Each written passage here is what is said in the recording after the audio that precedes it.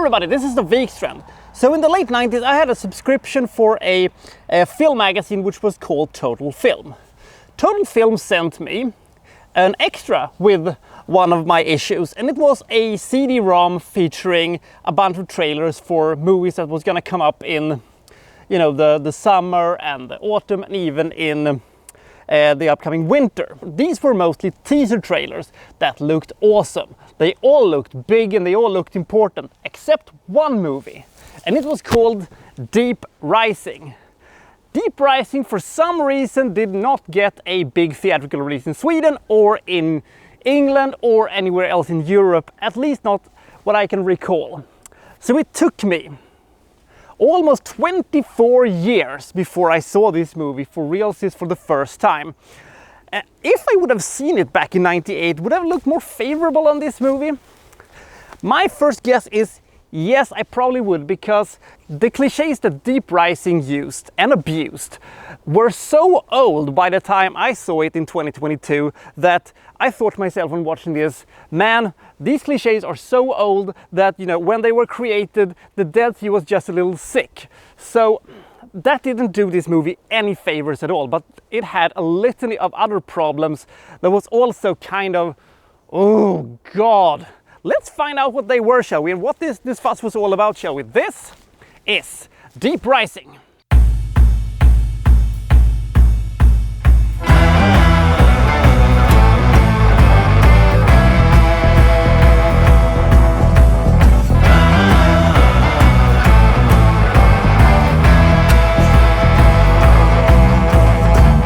So we have a ship captain in desperate need of money, and he's taking some rather unsavory character to a specific point for a paycheck. He doesn't really want to know what they're doing or why they're going there, you know.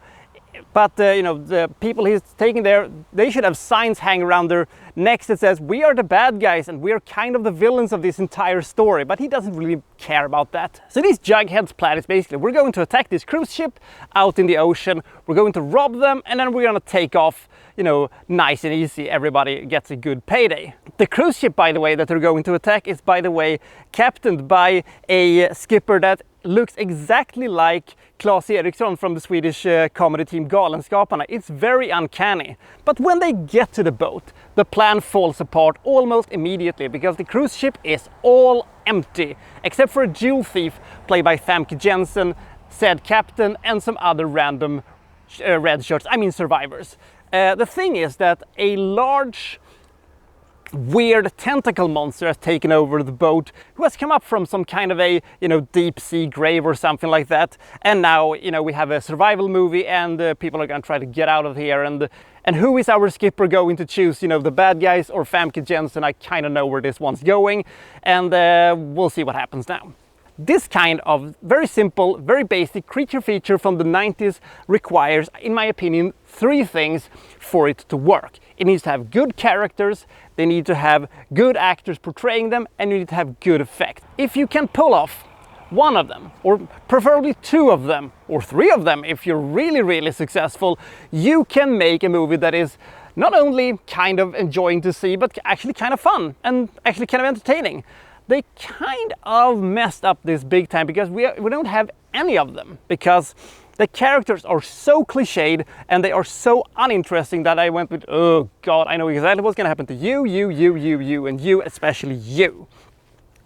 And I usually can't do that, but this movie, as I said, has so old and so abused cliches that I immediately knew exactly where this one was going. If they would have had fun actors portraying them, or, you know, well-known faces, we could have overlooked how bland, boring and cliché they were. But Famke Jensen is the only high-profile name we actually have in this movie. Oh dear, oh very dear. So, how about the effects then? Well, we have green screen effects where people escape from fireballs that looks about as convincing as Double Team.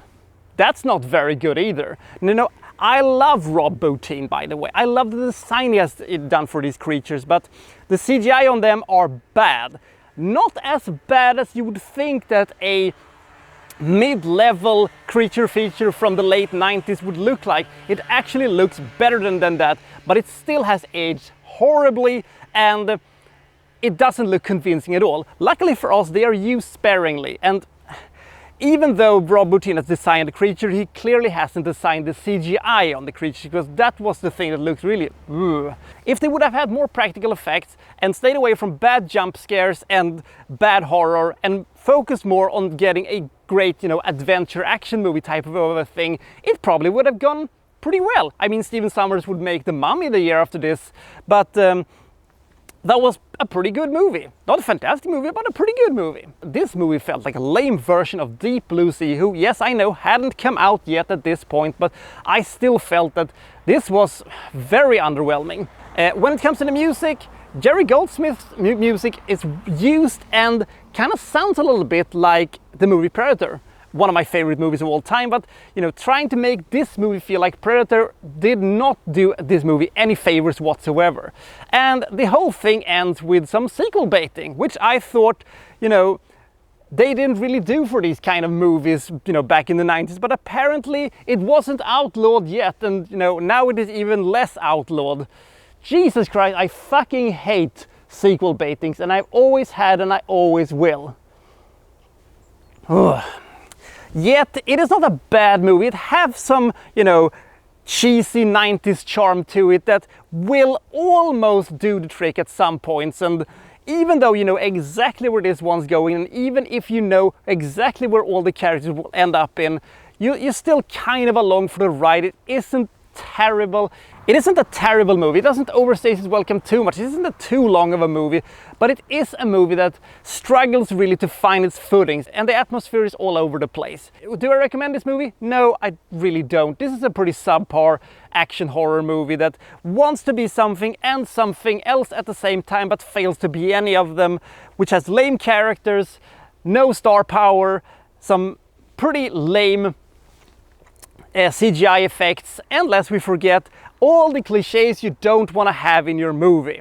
People might find 32 points a little bit too generous for a movie like this, but I will still say that it wasn't an all-out bad experience. It was just a bit lame, and the movie has aged rather horribly, but I can see that there are bits and pieces of this movie that kind of works, and it isn't all bad. There are entertaining bits to it as well, and it is kind of fun to see how cheesy stuff can be sometimes, and it has a little bit of the 90s cheese charm to it, but it is kind of moldy at some places, and you can't overlook the moldy bit. So I'll see you next time for, well, so and so reviewing, well, such and such. Thank you for watching. Thank you very much.